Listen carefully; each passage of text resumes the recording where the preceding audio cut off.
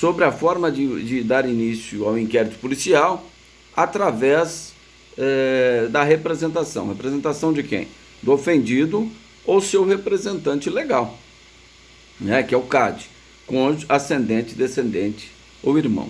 Então eu falei várias hipóteses de o que é a representação, natureza jurídica, legitimidade, forma, conteúdo, destinatário, né? Ficou faltando falar um detalhe para vocês aí. Falei do prazo. Vou fazer uma pergunta. Será que é possível a retratação da representação? Eu vou lá, faço lá na delegacia, nós estamos falando de delegacia, né, inquérito policial, eu faço uma representação.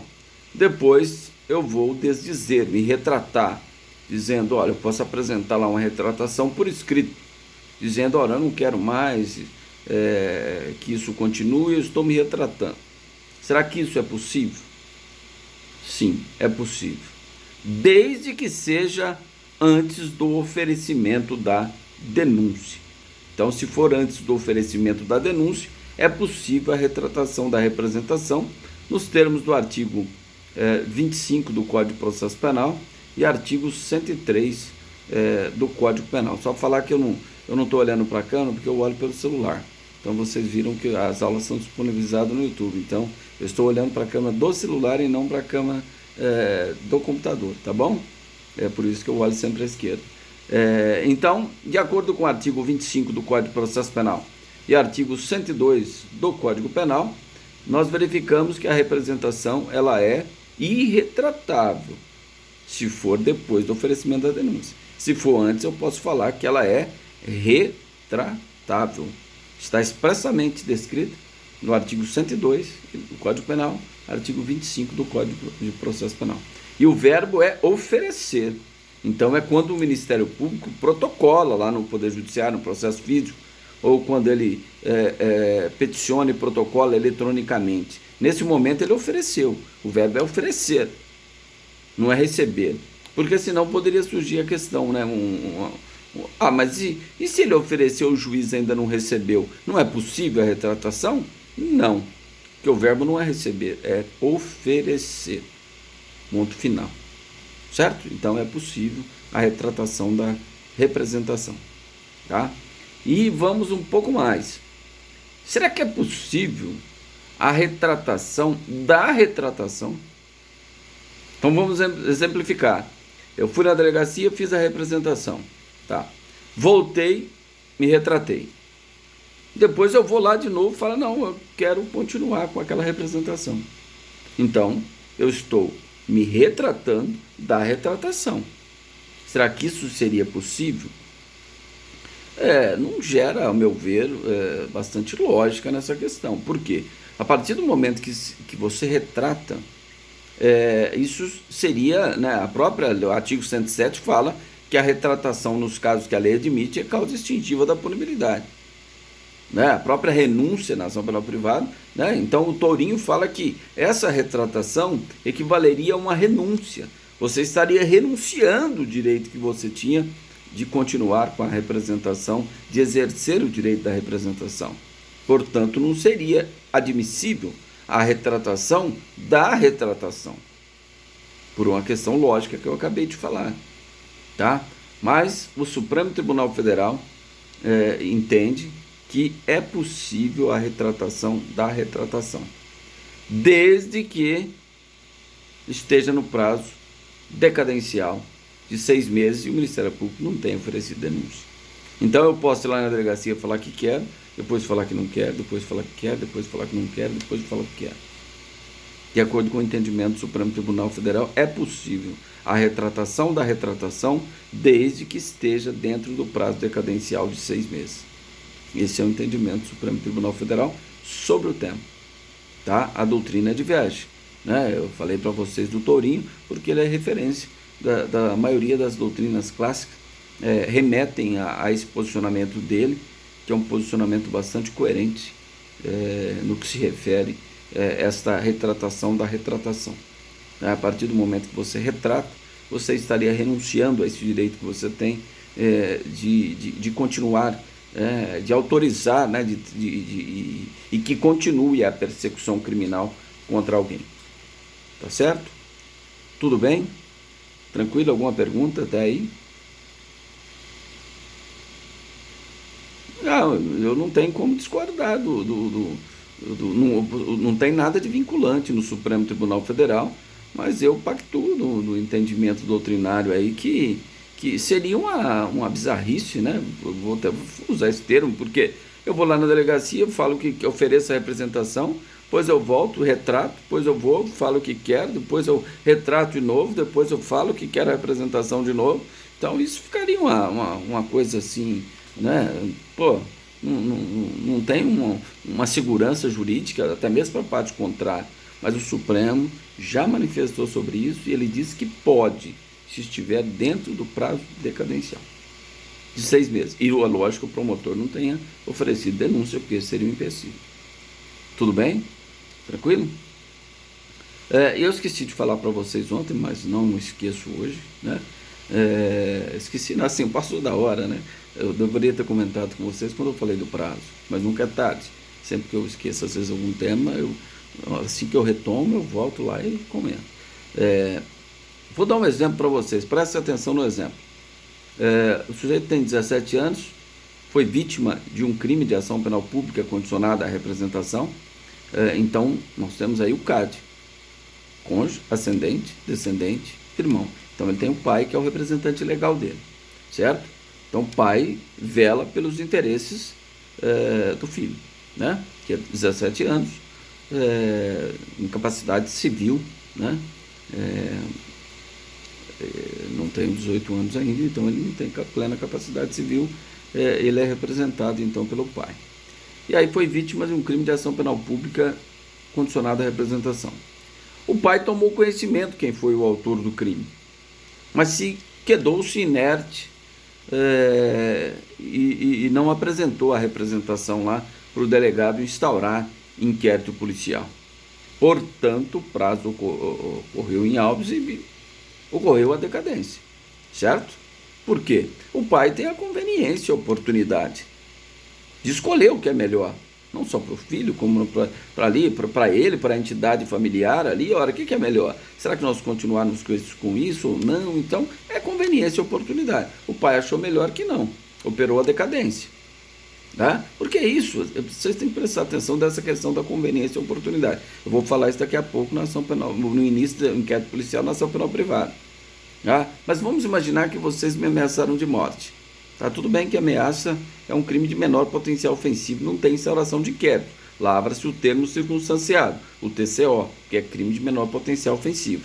Mas vamos imaginar que não fosse. Ou vocês, aquele exemplo do meu irmão que subtraiu a minha motocicleta. Eu tenho a liberdade de escolher. O que eu faço? Será que eu deixo quieto ou eu faço a representação? O Estado não quer saber. Ele deixa a seu critério. Então, se vocês me ameaçaram de morte, se não fosse de menor potencial ofensivo a ameaça, eu que tinha que analisar. Mas eu não... Tudo bem, ameaça é crime formal, né? Independe do resultado. Não é? Basta você pronunciar um mal injusto e grave, imprimindo seriedade na sua conduta, caracterizou o crime do artigo 147, ainda que eu não me sinta ameaçado. Então, eu analisando, o sujeito me ameaçou, mas eu falei, eu vou deixar isso para lá, eu posso fazer isso? Eu posso. Eu tenho a conveniência, a oportunidade. Talvez eu fale, se eu fizer isso, eu vou me indispor com a sala, então não vou dar mais aula na sala, então eu acho melhor deixar isso quieto, fingir que eu não ouvi, vamos continuar o barco. Ou se não, eu vou lá e faço a representação, se fosse o caso, se não fosse de menor potencial ofensivo. Tá, agora, se for várias ameaças em concurso material de crimes, se somar e ultrapassar a pena do juizado, a somatória das ameaças, né? Ameaça em concurso material, a regra do artigo 69, aí se ultrapassar, aí não é competência do juizado. Aí sim eu posso requerer a instalação de inquérito. Certo? Porque cada crime isoladamente ocorreu. O sujeito me ameaçou num dia, depois me ameaçou no outro. Então, cada ameaça é um crime isolado. Então, somam-se as penas, ultrapassou o juizado, né, que é no máximo até 2 anos a pena mínima, que dá a suspensão condicional do processo. Se ultrapassar isso, aí eu posso requerer a instalação de inquérito. Então, nesse exemplo que eu estava dando, é conveniência e oportunidade. Eu que vou escolher o que é melhor. Provocar o Estado para dar início à persecução criminal ou não, deixar quieto, que é melhor. Então, agora voltando ao exemplo. Então, pai, representante legal do filho, 17 anos, foi vítima de um crime de ação penal pública condicionada à representação, não exerceu a representação, tomou conhecimento quem foi o autor do crime, deixou transcorrer o prazo de 6 meses. A pergunta é, será que esse filho um dia poderá exercer esse direito de representação?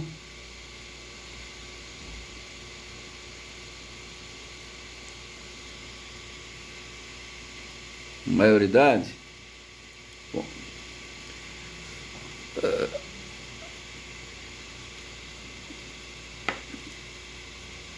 então, mas também não seria muito lógico, né? Veja comigo. É... Para que existe a figura do representante legal, então? Não precisava.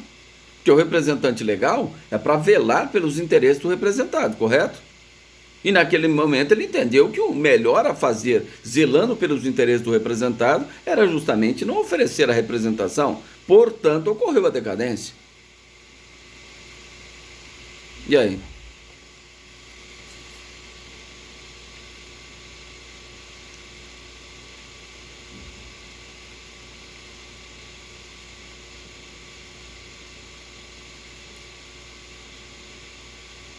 Não, mas aí nós estamos falando de vítima, não estamos falando de autor do crime. Então nós estamos falando do sujeito que foi vítima. Foi vítima.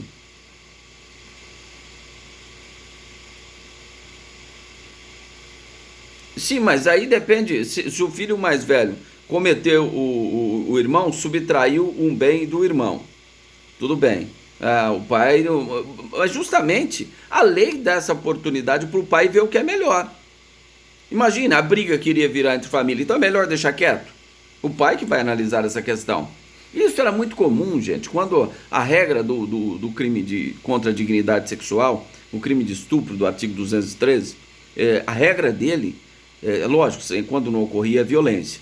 Se ocorresse violência, lesão grave, o resultado morte, estupro qualificado, era sempre incondicionada. Mas a regra geral do antigo 225 era ser ação penal privada, a regra geral no estupro.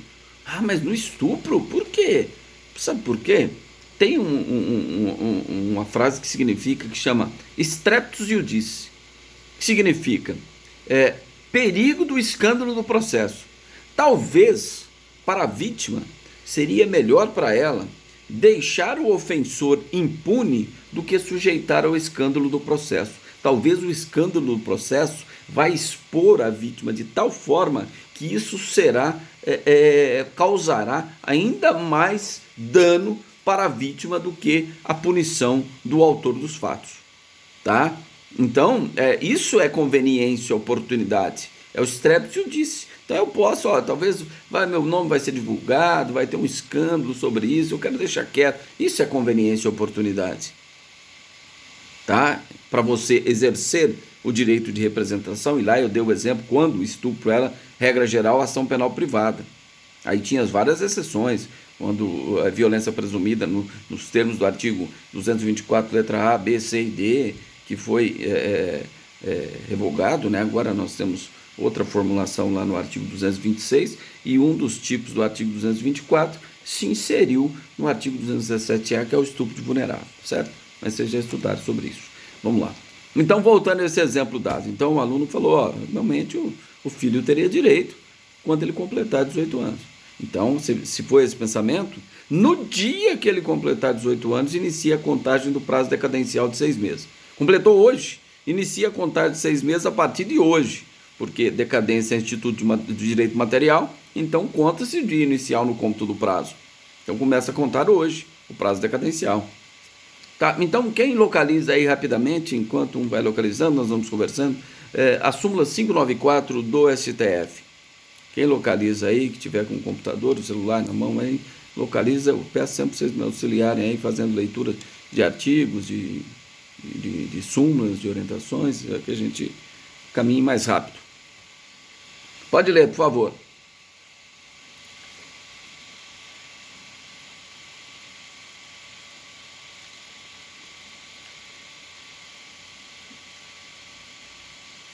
Não é certo? Então, o que o Supremo Tribunal falou? O prazo é duplo. Existe um prazo para o representante e um prazo para o representado. Então não precisaria do representante. Esse é um entendimento também discutido por Tourinho, né? Tourinho também traz essa posição e debate essa questão desse assunto. Porque, olha, a partir do momento que o pai, que é o representante, deixou ocorrer a decadência, extinção da punibilidade pela decadência. Mas o Supremo resolveu essa questão, sumulou, então, quando tem súmula, o pleno do Supremo Tribunal Federal que deliberou por um quórum qualificado, então não há que se discutir essa questão. Certo? Alguém tem alguma pergunta? Tem o microfone aberto aí, pessoal. Se não tiver pergunta, por favor. O microfone aberto aí. Pois não.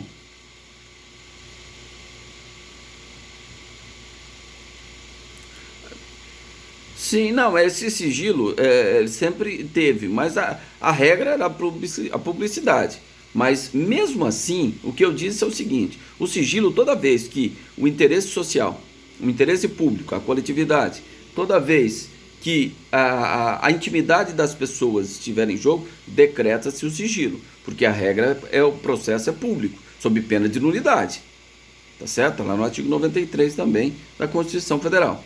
Só que nesses casos decreta o sigilo. Mas eu digo o seguinte: imagine, e devemos pensar nisso, a vítima que foi estuprada sem violência real, ou seja, ela já é uma violência real, mas sem lesão corporal grave ou morte.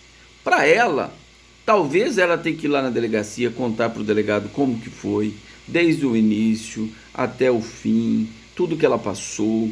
Depois ela tem que repetir isso aí, e passar por exame, contar para o médico como é que foi, o médico vai examinar. Depois vai lá no Poder Judiciário, ela tem que contar tudo lá para o juiz, para o promotor fazer pergunta, para o advogado fazer pergunta, na frente de várias pessoas. São pessoas da coletividade, mas pessoas que trabalham no desenvolvimento da audiência, lá na polícia, lá na oitiva das declarações da vítima. Tá? Então, só esse fato aí, para ela, talvez, em alguns casos, já geraria um dano maior do que o próprio estupro. Né? Então, essa frase se chama streps iudice, ou seja, o escândalo do processo. Pode ser mais danoso. Né? É lógico que nós temos que... Não estou dizendo que estupro não é um dos crimes bárbaros, né?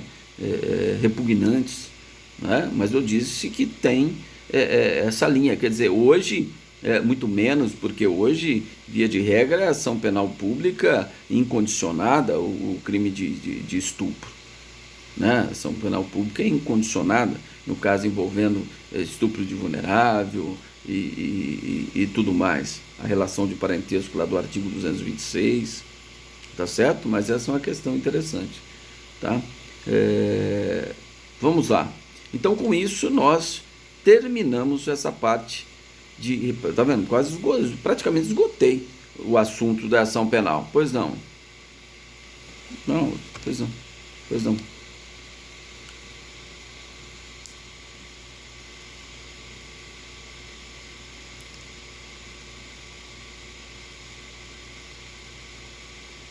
Não, poderia, né? Quando ele completar 18 anos, o pai não fez nada. O pai deixou o prazo transcorrer, certo? Operou a decadência. Quando o irmão lá completar 18 anos, no dia que ele completa, inicia-se o prazo decadencial de 6 meses para ele oferecer a representação. Isso é o que o Supremo diz, prazo duplo. Um prazo para o representante e um prazo para o representado. Tá certo? Súmula 594. Então, com isso, nós encerramos aqui essa parte de início de inquérito através da representação. Só fazendo uma recapitulação bem breve, para vocês ir guardando essa questão. Agora você tem, processo é isso, você tem que mentalmente, né, ir fazendo essas ligações que nós estamos trabalhando. Então, vamos lá. Você tem que fazer essas perguntas e você mesmo tem que responder, porque aí você consegue caminhar na matéria. Então, vamos lá. Inquérito policial nos crimes da ação penal pública incondicionada. Pode ser instaurado de ofício, né, através de portaria, quando a própria autoridade toma conhecimento durante a realização de rotina do seu serviço, ou nos termos do artigo 5º, parágrafo 3º, quando qualquer pessoa do povo que toma conhecimento de um crime de ação penal pública incondicionada, comunica o delegado, ele verificando a procedência das afirmações, determina a instalação de inquérito policial de ofício. Né? Ele baixa a portaria também nesse caso. Tá? A outra forma de iniciar o inquérito é através da requisição do juiz ou a requisição do promotor. Então são 3. Através de requerimento da vítima ou seu representante legal. Né? E também através do auto de prisão em flagrante.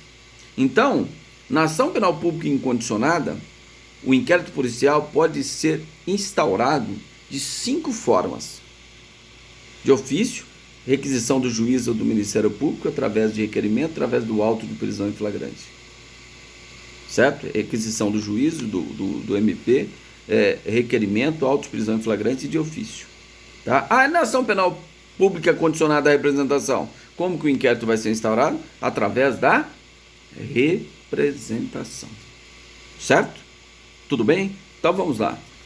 Vamos falar agora do início do inquérito policial nos crimes de ação penal pública condicionada à requisição do ministro da Justiça. Então, o artigo 145 do Código Penal, ele faz remissão ao artigo 141, inciso 1, que trata lá de causa de aumento de pena, mas ele referencia que aquelas pessoas enumeradas no artigo 141, inciso 1, se cometido um crime contra a honra contra aquelas pessoas, trata-se de uma ação penal pública condicionada à requisição do ministro da Justiça. Ou seja, crime contra a honra praticado contra o presidente da República ou chefe de governo estrangeiro, nós vamos estar diante de uma ação penal pública condicionada à requisição do ministro da Justiça. Certo?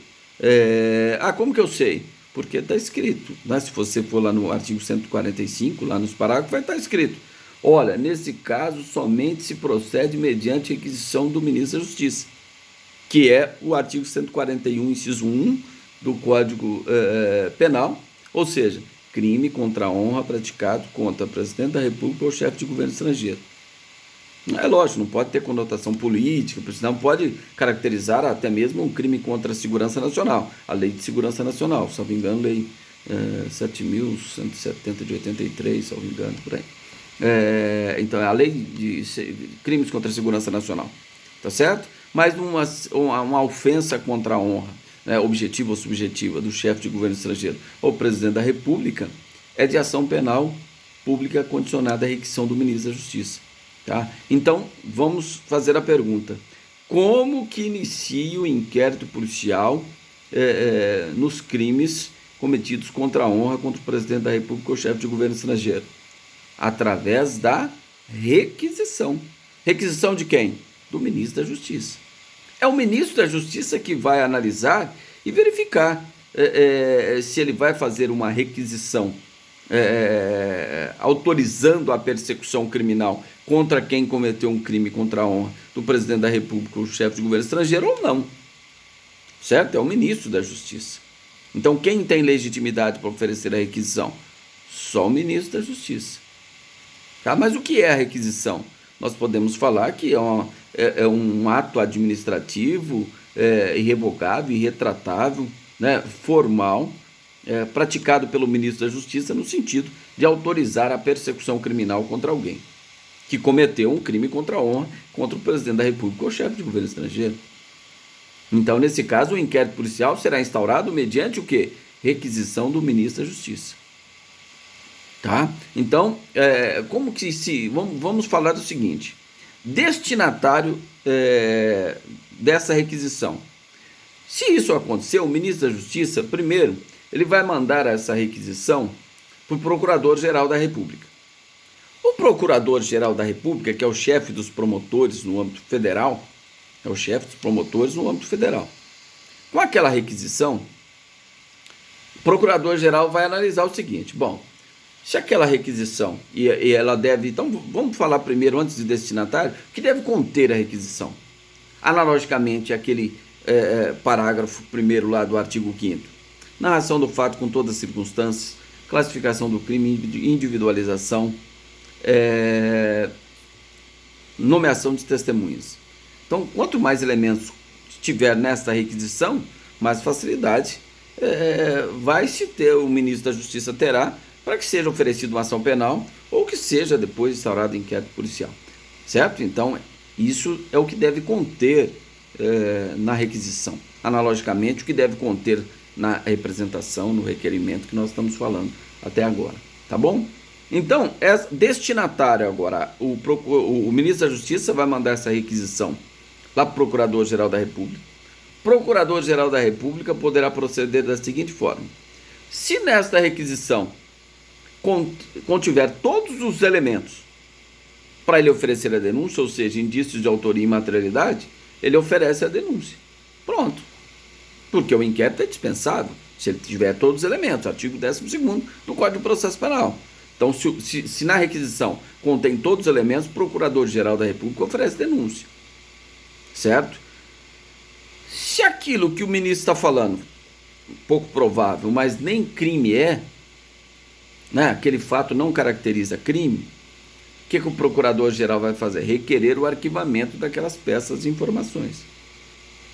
Agora, se ele verificar que não dá para oferecer denúncia, mas é possível aprofundar nas investigações, aí o que ele faz? Ele ordena que o delegado da Polícia Federal instaure inquérito policial. Aí o Procurador-Geral requisita, ordena o delegado a instaurar inquérito policial. Aí manda uma cópia daquela requisição e documentos ali que estava em anexo com aquela requisição do ministro da Justiça. Aí o delegado vai investigar através do inquérito policial, depois manda para o juiz competente, né, que aí nós estamos falando do Supremo Tribunal Federal, tá? Que aí irá abrir vista à Procuradoria-Geral da República, que poderá requerer mais diligência, oferecer denúncia ou requerer o arquivamento. Certo? Tudo bem? Agora, outra pergunta. Essa requisição do ministro da Justiça, ela não teria força obrigatória para o Procurador-Geral da República? A resposta é negativa. Quem tem a domínio litis, quem tem a opinio de litis, é o Ministério Público. Essa requisição do ministro da Justiça não obriga o Ministério Público a oferecer denúncia, de forma nenhuma, porque o chefe dos promotores, que é chamado Procuradores da República, no âmbito federal, ele que tem o domínio litis, ele que tem a opinio de litis, ele que é o formador de opinião, ele que vai analisar se tem os elementos necessários, ou seja, indícios de autoria e materialidade, para que ele possa estar oferecendo a denúncia, requerendo novas diligências ou requerer o arquivamento. Certo? Então não tem força obrigatória, de forma alguma, porque o Ministério Público tem essa independência, essa autonomia e é titular da ação penal nos termos da Constituição Federal, artigo 129, inciso 1, artigo 24 do Código de Processo Penal. Tá certo? Tudo bem? Até aí, tranquilo? Então vamos lá. Aí vocês poderiam estar perguntando agora, mas qual que é o prazo para oferecimento dessa requisição do ministro da Justiça? Qual que é o prazo? O que vocês acham?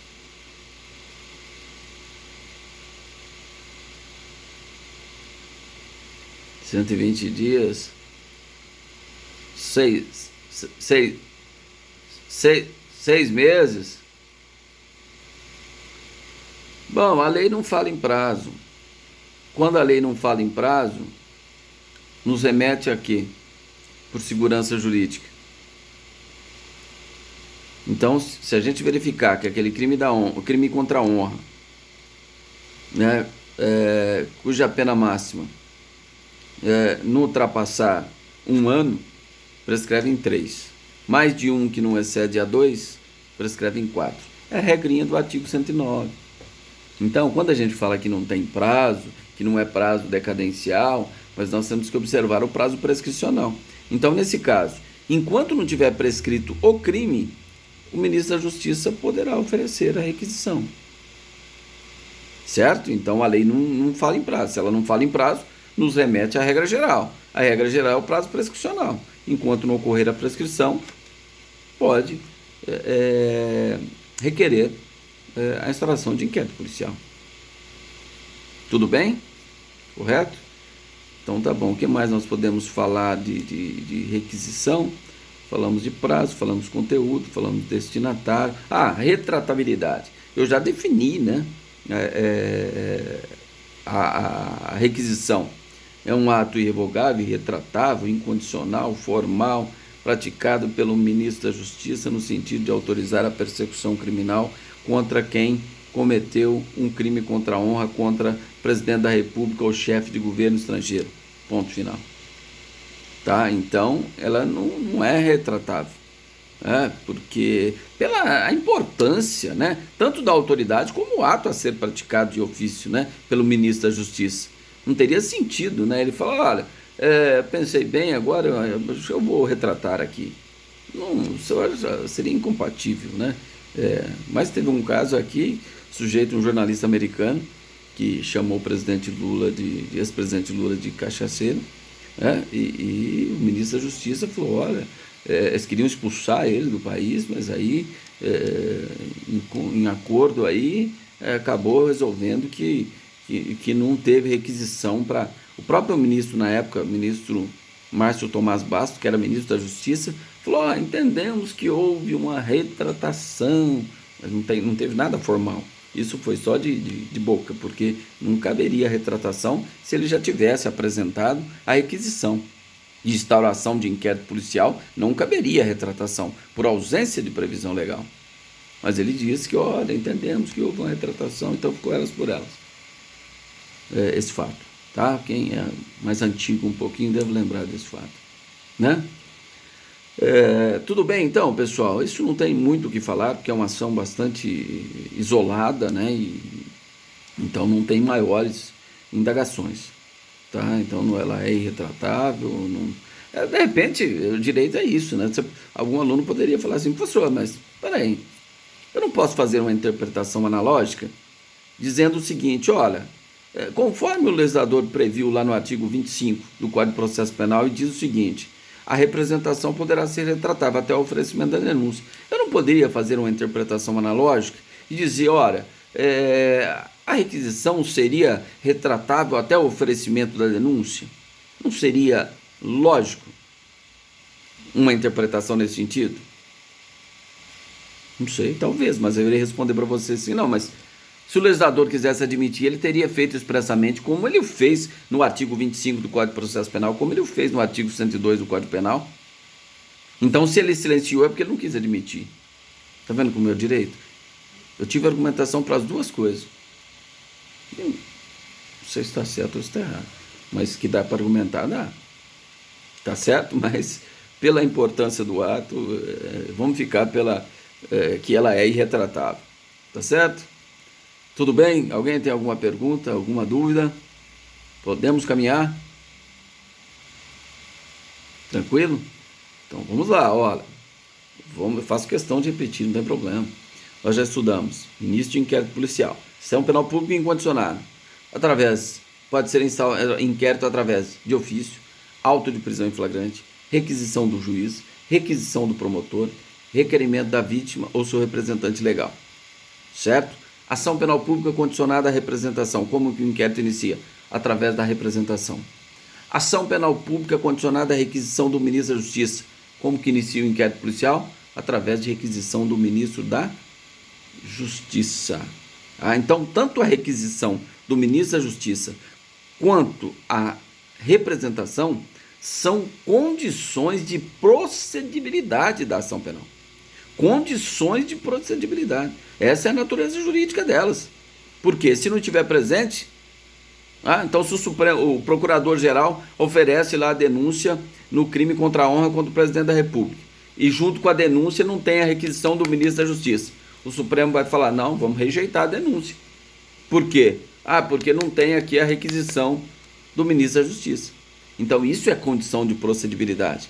A denúncia pode ser rejeitada nos termos do artigo 395 do Código de Processo Penal, porque faltou elemento essencial que a lei exige. Inciso terceiro, né? Não, inciso segundo do artigo 395. Inciso terceiro é a ausência de justa causa. Tudo bem? Tranquilo? Pois.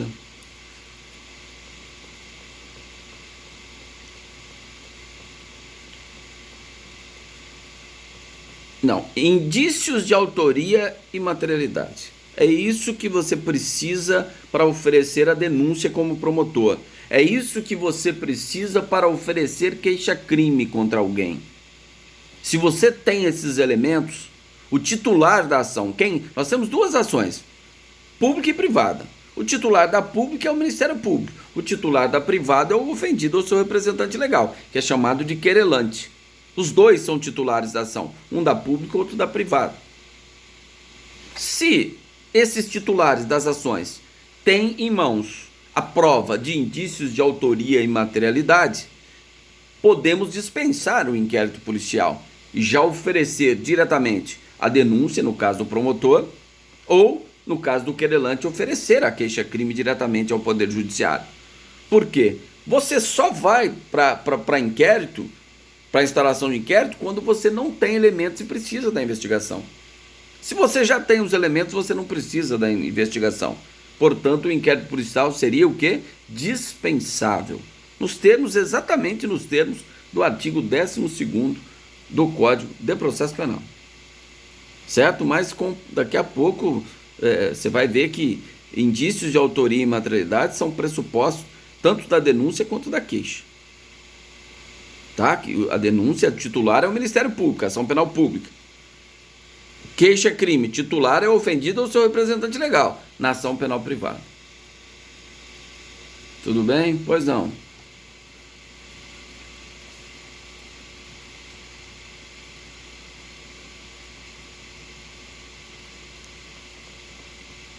Não, ó, juiz juiz tem que ser provocado. Quando o Ministério Público provoca ele e oferece a denúncia, o que ele pode fazer de plano? Rejeitar a denúncia. Ele não recebe a denúncia, ele rejeita ela porque não tem os pressupostos de admissibilidade, a denúncia ou a queixa. Aí o Ministério Público interpõe o recurso em sentido estrito com fundamento no artigo 581, inciso 1º, que fala: cabe recurso em sentido estrito toda vez que o juiz rejeitar a denúncia ou queixa.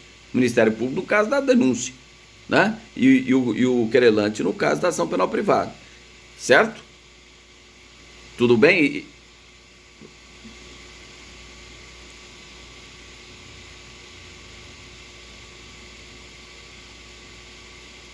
Não. Aí não tem essa possibilidade, porque o promotor está representando os interesses já da vítima. Então, se o promotor ofereceu denúncia e o juiz entender que não tem elementos, ele rejeita. Acabou nem começou aquele processo contra o autor do crime. Porque o juiz entendeu que não tem os requisitos mínimos para iniciar um processo contra o autor dos fatos. Tá? Mas se surgir novas provas, será possível que o promotor ofereça nova denúncia? Se estiver no prazo prescricional, sim. Sim, se apareceu novas provas, aí é possível que o Ministério Público ofereça, desde que esteja no prazo prescricional. Tudo bem? Vamos lá? Então, continuando então. Última forma de dar início, penúltima, que é a última, vai ser através do auto de prisão em flagrante. Agora nós vamos falar da ação penal privada. Então agora acabou, nós já falamos público.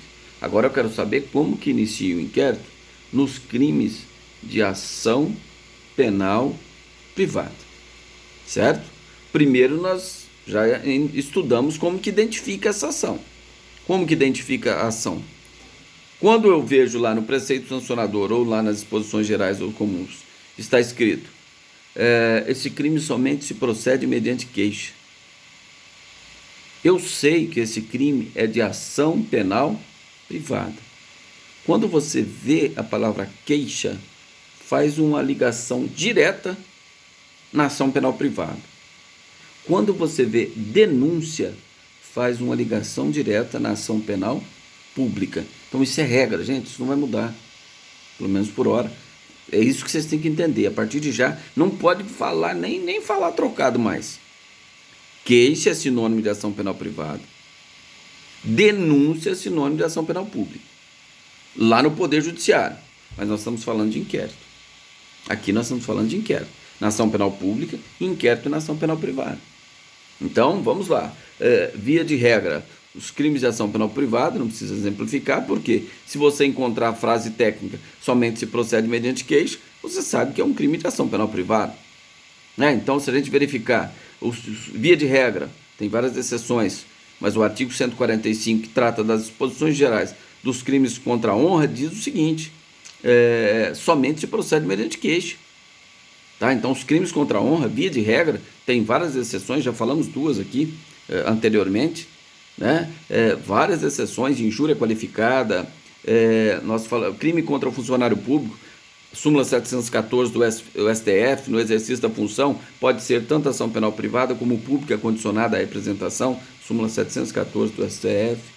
Né? Pode ser condicionada à requisição do ministro da Justiça quando ofender a honra do presidente da República. Tudo isso está no artigo 145. Mas a regra geral diz o quê? Somente se procede mediante queixa. Isso significa que trata de uma ação penal privada. Como que inicia o inquérito policial na ação penal privada? Respondam aí. Rapidamente, como que inicia o inquérito? Não, representação é ação penal pública, nós estamos falando de ação penal privada. Esquece, o que nós já falamos até agora foi pública. Privada agora. Como que inicia o inquérito? Vamos lá, estamos aí com 30 alunos. Aí, já está errado, queixa é Poder Judiciário. Mas essa resposta, não é você que errou, não. Eu esperava essa resposta. E eu iria falar que está incorreto. Mas eu esperava essa resposta. Vocês iam falar através de queixa. Não. Queixa dá início a um processo. Dá um início lá no Poder Judiciário. Então faz a ligação. Queixa, Poder Judiciário, ação penal privada. Denúncia, Poder Judiciário, ação penal pública. Não pode fazer confusão. Lê, quem está com o código aberto aí? Sim, lê o artigo 5º, parágrafo 5º do Código de Processo Penal. Lê aí em bom tom pra gente. O que diz? Vamos lá? Quem localiza aí o Código de Processo Penal? Acompanha as aulas com o código aberto aí, que facilita, o Vadimeco aí facilita. A gente ganha tempo.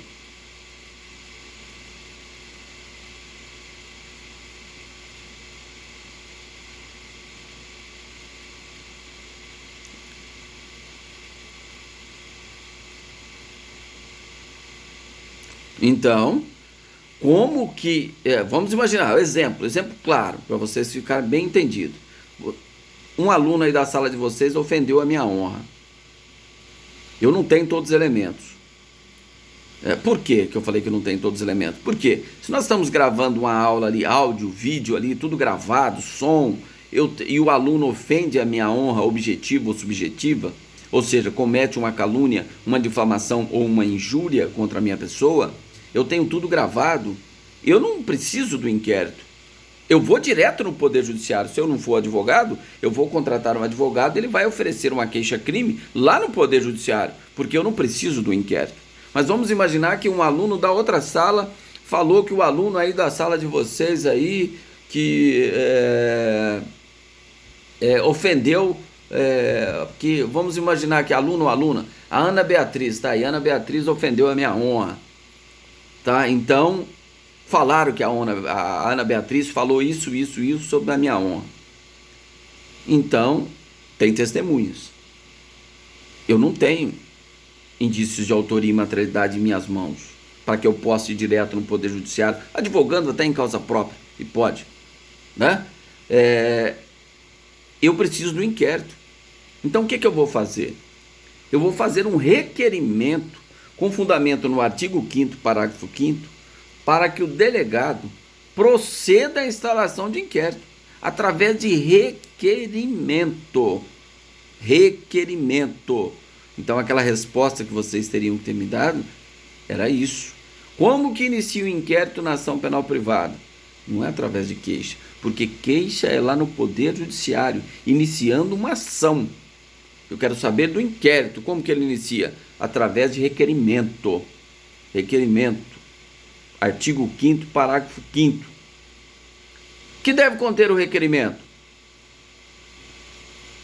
Lembra que nós já estamos cansados de falar sobre isso.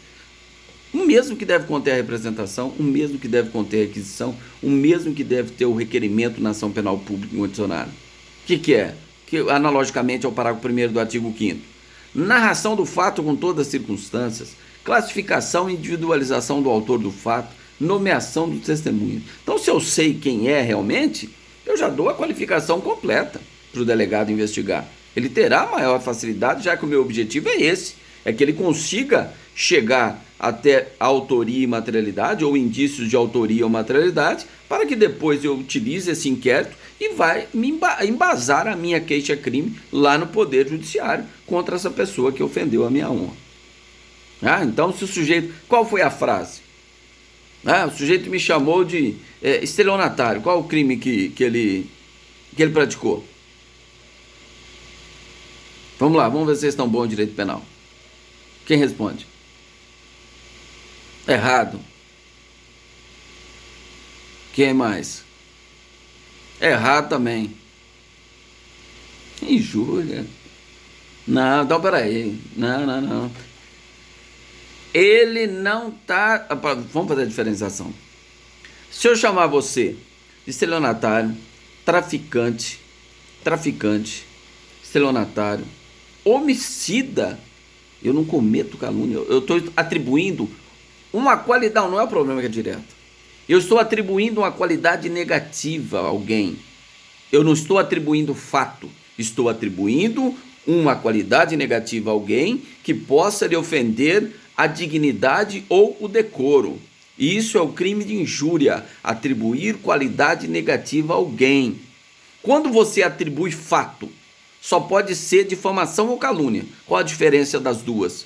A calúnia, o fato deve ser falso e deve ser definido como crime. Pronto, você já isolou. Aí se for uma atribuição de fato, verdadeiro ou não, que não constitui crime.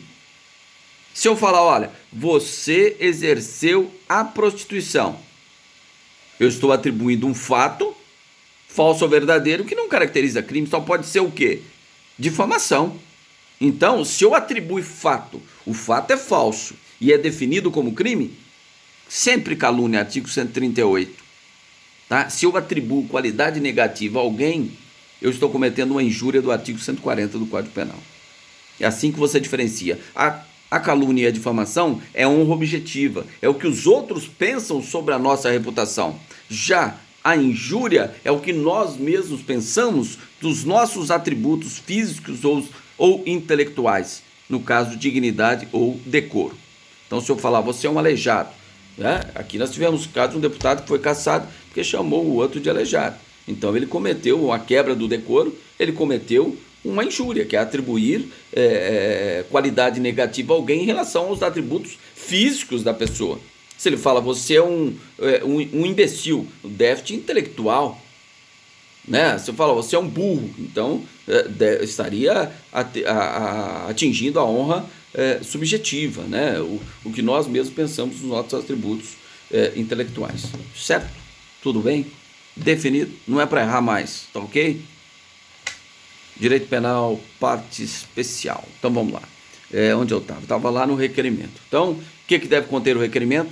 Narração do fato com todas as circunstâncias. Por isso que eu estou falando, por isso que eu dou o exemplo, né?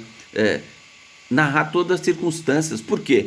Se você fez isso na presença de várias pessoas, ofendendo a minha honra subjetiva, é causa de aumento de pena. Lá do artigo 141, né? Aumenta-se a pena. Se você ofendeu na presença de várias pessoas, você fez de forma melhor, propalar aquela ofensa, fez folheto, fez pela internet. Não tem crime de imprensa, mas aplica o Código Penal. Então, a internet é um meio facilitador de você divulgar a qualidade negativa da pessoa. Então, incide a causa de aumento de pena também. Isso são circunstâncias relevantes que devem ser tratadas no requerimento. Certo? Então, narração do fato com toda a circunstância, individualização, classificação e nomeação de testemunho. Esses são os requisitos do requerimento que você vai apresentar lá para o delegado. Precisa de advogado? Não. Basta que tenha capacidade civil. Não precisa ser subscrito por advogado. Pode ser pelo advogado? Lógico que sim.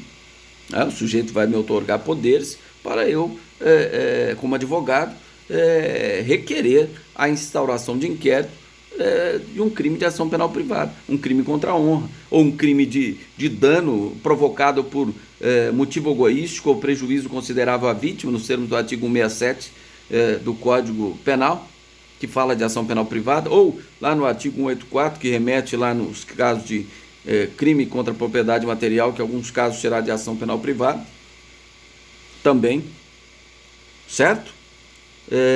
Tudo bem? Então esse é o conteúdo do requerimento, tá? Não precisa ser advogado, pode ser através do advogado, mas não precisa. Agora vem o prazo.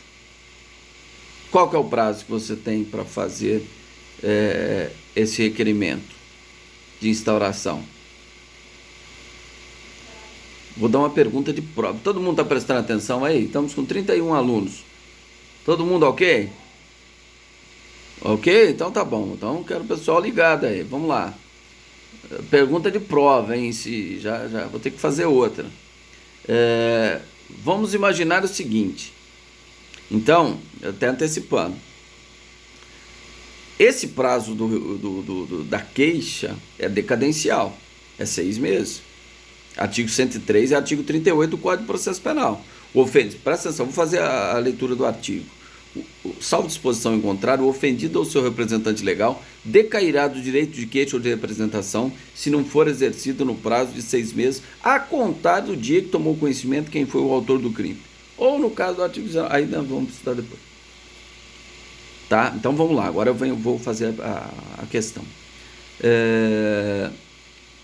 O sujeito, eu vou como advogado, vocês vão avaliar como se vocês fossem advogados, mas estou dando um exemplo a mim aqui. O sujeito me procura agora e diz o seguinte, não, me procurou hoje de manhã. E falou assim, doutor, é o seguinte, eu tomei conhecimento quem foi o autor do crime contra a honra já faz 5 meses e 29 dias, hoje cedo ele esteve aqui. E conversamos, aí ele falou que tinha, que sabia o nome da pessoa, que tinha várias testemunhas, que sabe da ofensa, tem até prova de celular, conversas de WhatsApp, publicações lá no Facebook, conversou comigo nesse sentido. E falou, só que já faz 5 meses e 29 dias. Então, eu quero que o senhor tome uma providência para mim, que eu não quero deixar essa pessoa impune. Esse sujeito que ofendeu a minha honra, eu não quero deixar ele impune. Então eu quero que você tome alguma providência. O cliente falando isso para mim hoje. Vocês, como se estivesse no meu lugar, o que vocês iriam orientar esse cliente? Vamos lá, não podemos ouvir todas as opiniões, mas vamos ouvir pelo menos umas 3, 4, 5, se for rapidinho, vamos lá. Quem se atreve aí?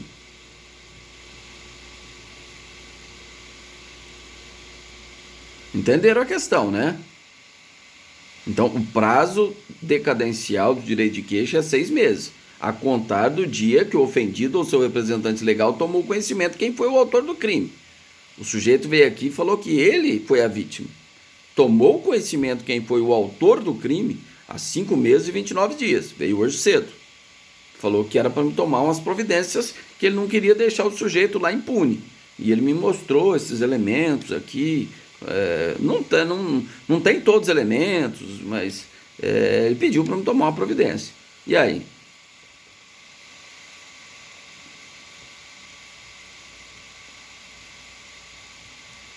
Requerimento na delegacia. Tá. Para instaurar inquérito. Eu pego uma procuração dele, amanhã vou lá na delegacia, que amanhã é o último dia, e protocolo o requerimento de instauração de inquérito. Ponto final. Quem mais pactua com isso aí, ou tem alguém que pensa diferente?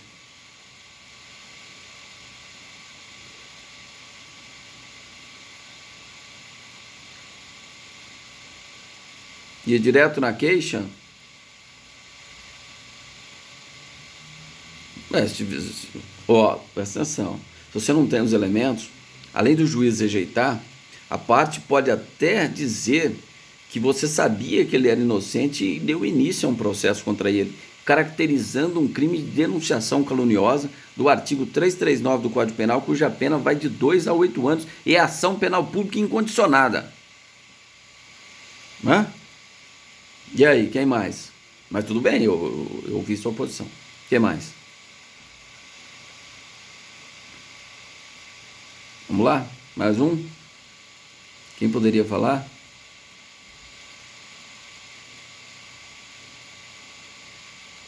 Amanhã eu pego uma procuração dele, peguei uma procuração dele hoje, amanhã eu vou lá na delegacia e vou